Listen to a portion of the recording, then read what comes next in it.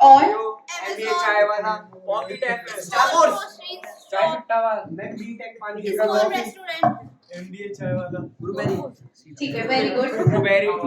आप मतलब कि अवेयर हैं कि एंटरप्रेन्योर्स न्यू मार्केट में कौन आ रहा है ना?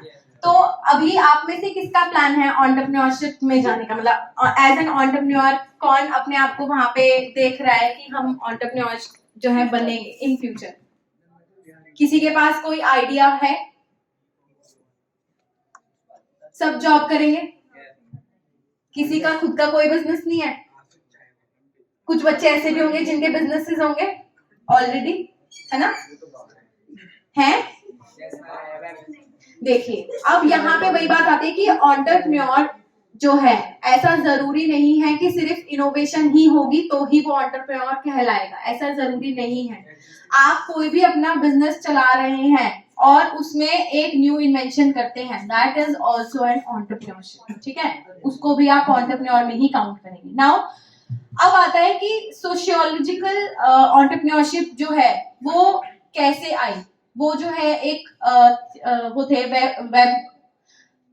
मैक्स वेबर, जिन्होंने इस थियरी को प्रोपाउंड किया था, ठीक है, कि सोशियोलॉजिकल एंटरप्रेन्योरशिप थियरी, जिसमें आप जो है सोशल एस्पेक्ट्स के बारे में बात करते हो। जैसे कि आपने काफी सारी एडवर्टीजमेंट्स भी देखी होंगी, मूवी थिएटर में आप लोग सब जाते हो, तो उसमें अपनी सोशल रिस्पॉन्सिबिलिटी को फुलफिल करने के लिए हमेशा जब भी मूवी स्टार्ट होती है उससे पहले कुछ 2 पर्टिकुलर एड्स दिखाई जाती हैं। कौन कौन सी होती है? रेलिवेंट टू स्मोकिंग एंड, है ना, और टोबैको की, ठीक है? तो ये जो है एक तरीके का सोशल रिस्पॉन्सिबिलिटी है, सोशल कंसिडरेशन है एंटरप्रेन्योरशिप के, कि भाई आप जो है अपनी सोशल रिस्पॉन्सिबिलिटी को भी फुलफिल कर रहे हैं। तो जैसे कि आपने एडवर्टीजमेंट्स भी देखी होंगी कई बारी कि वो डायरेक्टली अपने प्रोडक्ट को प्रमोट नहीं करते, इनडायरेक्टली प्रमोट करते हैं। देखिए आपने, है ना? जैसे कि आपने सोडा एड्स देखी होंगी, तो उन्हीं की ही कुछ अल्कोहलिक चीजें भी मार्केट में प्रोडक्ट अवेलेबल है, तो वो इनडायरेक्टली क्या करते हैं, अपने प्रोडक्ट को कस्टमर के माइंड में क्या करते हैं, पोजीशन कर देते हैं। This is what, this is कि वो अपनी कहीं ना कहीं वो इनडायरेक्टली उसको प्रमोट कर रहे हैं, सोशल रिस्पॉन्सिबिलिटी वो क्या कर रहे हैं, अपनी फुलफिल कर रहे हैं कि हम तो भाई अपनी सोशल रिस्पॉन्सिबिलिटी। अब तुम जब भी एक उसकी स्मोकिंग पैकेट खरीदते हो तो उस पे पहले ही बना होता है ना, this is injurious to health. मतलब इन जनरल अगर कभी आपने उसका पैकेट देखा होगा तो आप लोगों ने उस पे देखा होगा ना, लिखा होता है कि it is injurious to health.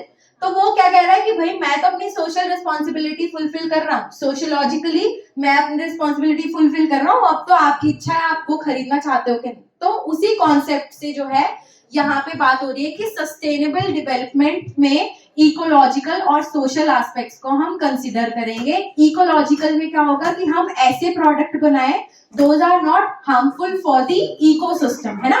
कि जो कि जैसे आपने देखा होगा कि प्लास्टिक बैग्स जो है बैन कर दिए गए हैं, उनकी जगह पे क्या यूज हो रहा है आज की डेट में?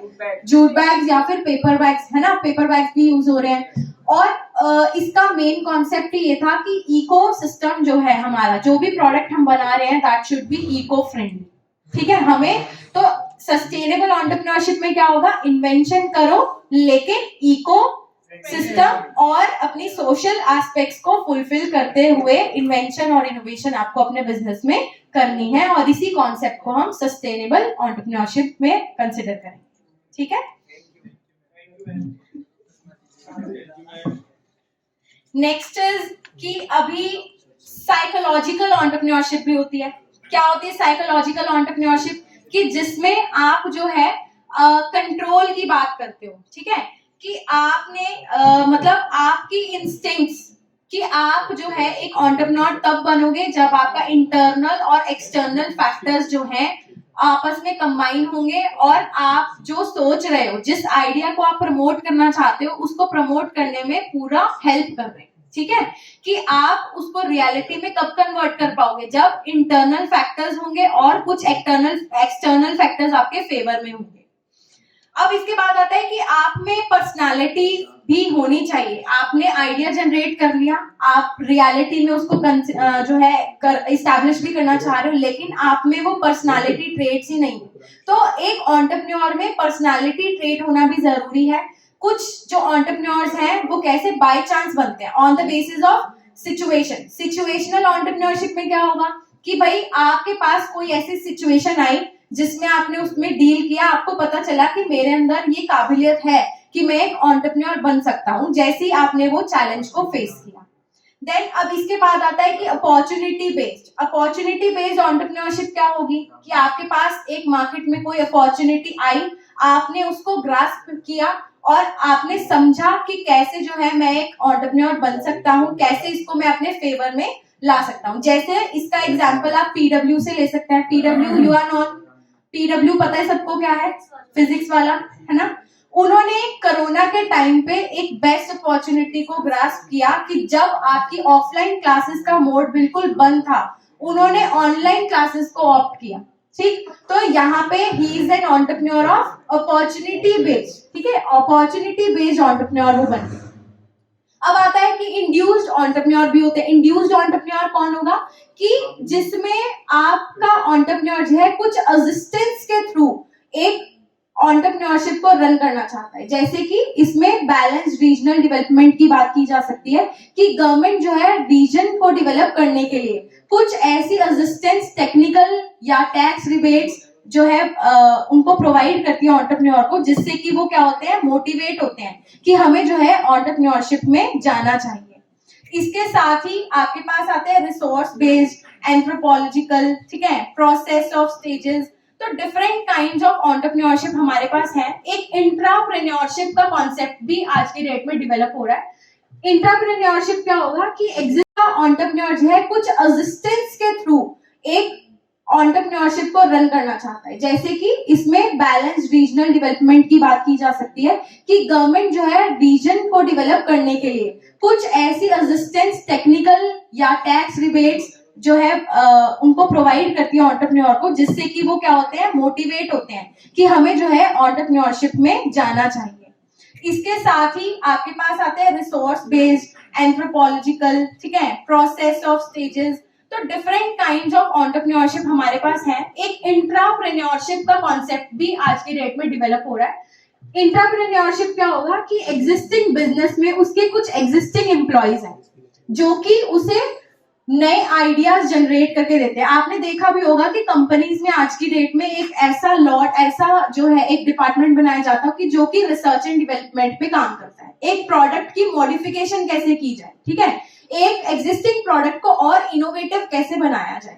देखा है आपने उसमें, आपने पहले प्योरीफायर्स का कॉन्सेप्ट सुना होगा। जब इनिशियली प्योरीफायर्स आए थे तब एक सिंपल सा फॉर्मेट आता था, सिंपल डिजाइनिंग रहती थी प्योरीफायर की, लेकिन आज की डेट में वो प्योरीफायर कैसे हो गए और ज्यादा मॉडिफाइड हो गए, है ना। आप इलेक्ट्रिक जो है आज की डेट में आपके पास इलेक्ट्रिक ऑटोमेटिक जो कि खुद से ही डिटेक्ट कर सकता है उसकी वाटर की क्वालिटी, ऐसे तरीके के प्योरीफायर्स मार्केट में आ चुके हैं। ठीक है, आप लैपटॉप यूज करते हैं, आप टैबलेट्स यूज करते हैं, मोबाइल फोन्स यूज करते हैं, तो हर दिन उसमें कोई ना कोई नया फीचर जो है ऐड हो रहा है।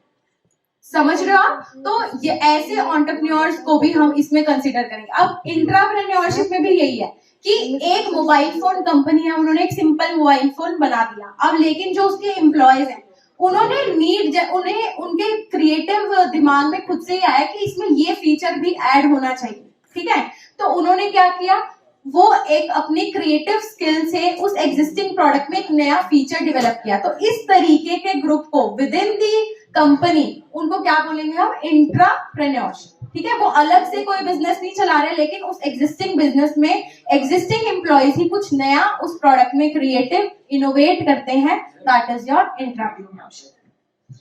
आज का सेशन इतना ही, और किसी को कोई डाउट हो तो वो पूछ सकता है।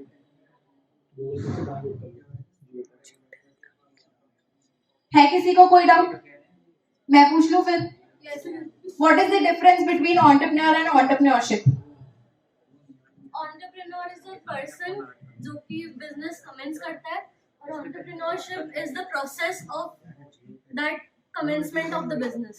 अगर मैं कम्युनिकेशन की बात करूं तो उसमें किस में आप कम्युनिकेशन करोगे और कम्युनिकेटिंग किस में करोगे? अच्छा, डिसीजन मेकर कौन होगा? जो डिसीजन करता होगा एंटरप्रेन्योर है ना? एंटरप्रेन्योर जो है वो डिसीजन मेकर होगा और फॉलो कौन करेगा उस डिसीजन को?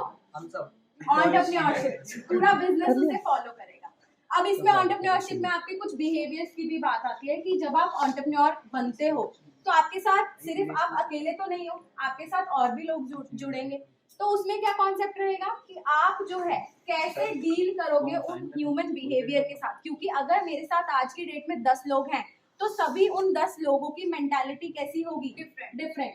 अब एक मान लो एक की नीड है कि भाई उसे सिर्फ पैसे से मतलब है, दूसरे की नीड क्या है कि मुझे परमानेंट जॉब चाहिए, मुझे पैसे से कोई लेना देना नहीं है, तीसरे की नीड क्या है कि मेरी जो नीड्स हैं वो सेटिस्फाई होनी चाहिए, मुझे प्रॉफिट तो मिले ही मिले, मुझे इतने तक का हाइक हर साल जो है मिलना चाहिए। उसके अलावा किसी और की कोई और नीड्स भी हो सकती है कि कंपनी से कुछ पॉलिसीज ऐसी फ्रेम करे कि जो हमारे फेवर में हो, जैसे कि मेडिकल एजुकेशन बेनिफिट उनके बच्चों के लिए, इस तरीके की फैसिलिटीज भी हो। तो वो माइंडसेट पे डिपेंड करता है कि एक एंटरप्रेन्योर जो है कैसे जो है अपने ह्यूमन जो उनकी कंपनी में एम्प्लॉयज लगे हैं उनके बिहेवियर्स के साथ डील करता है। ठीक है, तो एंटरप्रेन्योरशिप सिर्फ इतना नहीं है कि हमें सिर्फ इन्वेंशन कर दी, हमने इनोवेशन कर दी किसी भी प्रोडक्ट में, उसमें बहुत सारी चीजें हैं, क्योंकि उसमें बहुत सारे लोग भी कनेक्टेड हैं, तो हमें उनकी साइकोलॉजी, उनसे रिलेटेड सोशियोलॉजी, एंथ्रोपोलॉजी पे भी डील करना है। ठीक है, क्लियर है? Yes ma'am, thank you ma'am.